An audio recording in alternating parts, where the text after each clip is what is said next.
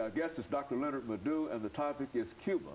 And Dr. Madu, I think the last time that we spoke in reference to this, we were talking about some of the medical advantages you indicated, and as a prelude to talk about some of the problems that Cuba might have.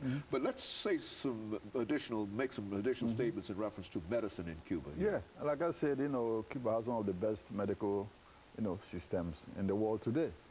In terms of AIDS, like we were talking about, Cuba exports, one of the best HIV/AIDS vaccines to most of the third world countries. In fact, most of the Latin American countries buy their HIV/AIDS vaccines from Cuba.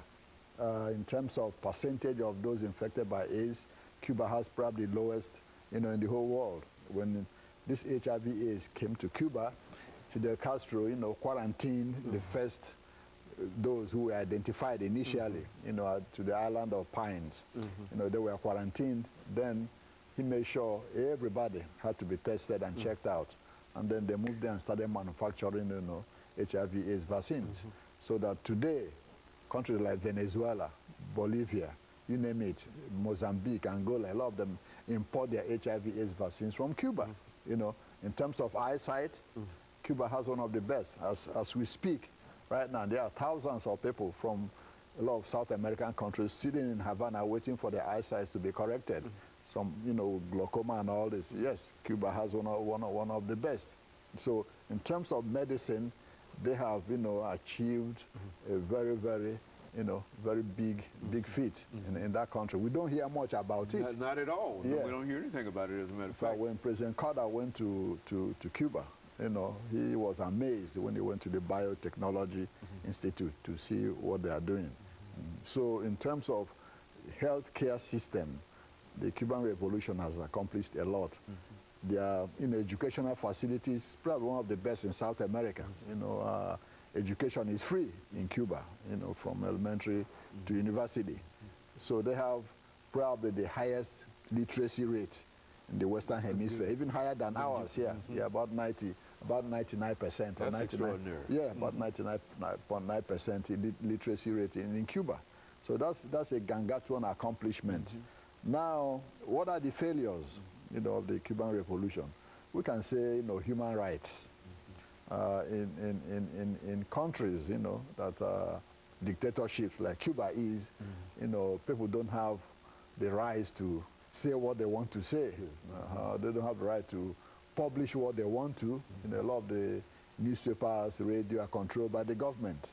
The largest newspaper, Gramma, is communist, controlled. People don't have the right to go to wherever they want to, when they want to. You can just say, well, I'm going to the airport, Havana Airport, I'm going to the United States. No, you can just, the government won't allow you to do that. They want to make sure where you're going to and give you a pass to go and come back, So some of those things are the human rights situation. Jobs, you can just get up, say, well, I want to go and change my job. I got to be working at TSU, no more at Fisk. You can't do that. The government controls the economy. About 95, 96, 97% of the economy is government controlled. And that's where we come to one of the most important earth-shattering news about Cuba. When Fidel got sick, he handed over to his brother and a group of those around him. Officially, Raul took over on February 8th, last year as president of Cuba. What has happened since then is that they started looking at the economic downturn in the world. And they say, well, no. We have 5.1 million employees in Cuba. That's the government workforce, 5.1. Raul and his advisors say, no, we can't keep this up.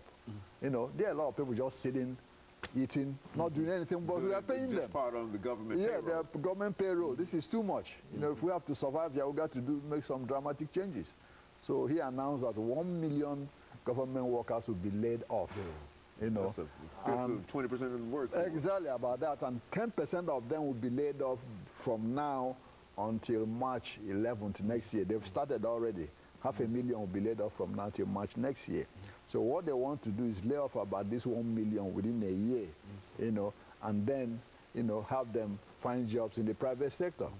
So to accomplish that, some of the areas that the government have been controlling, Okay. you know, they are relaxing now. You know, you can start your own barber shop, you can start your own barbecue shop, you can start your own, you know, car garages, you can start your own business in your home, all that, in order to absorb these people. Those workers that have been laid off. That's correct, because people, those people who have been laid off are complaining, saying,